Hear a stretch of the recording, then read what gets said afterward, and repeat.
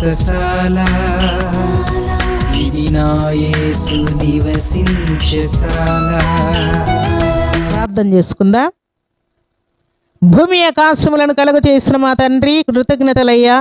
పరిశుద్ధమైన మీ సన్నిధిలో చేరిన మమ్మల్నందరిని కూడా మీరు జ్ఞాపకం చేసుకుని కరుణా కటాక్షము చూపి అద్భుతమైన మీ దీవెన ఆశీర్వాదం మీ కృపలు అనుగ్రహించి మీ మేలు చేత మమ్మల్ని తృప్తిపరిచిన విధానాన్ని బట్టి మిమ్మల్ని కీర్తిస్తూ ఉన్నాను.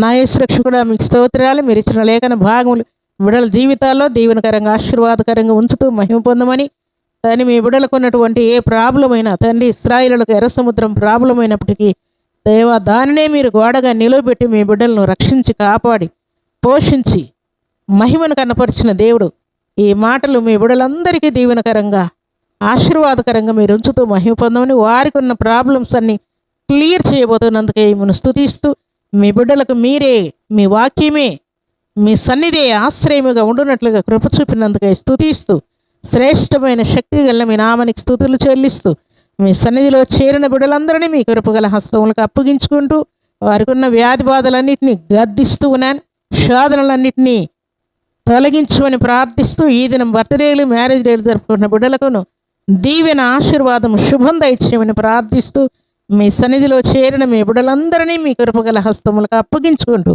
యేసుక్రీస్తు అతి పరిశుద్ధమైన నామములో స్తుతించి ప్రార్థించి అడిగి వేడుకుంటున్నాము తండ్రి.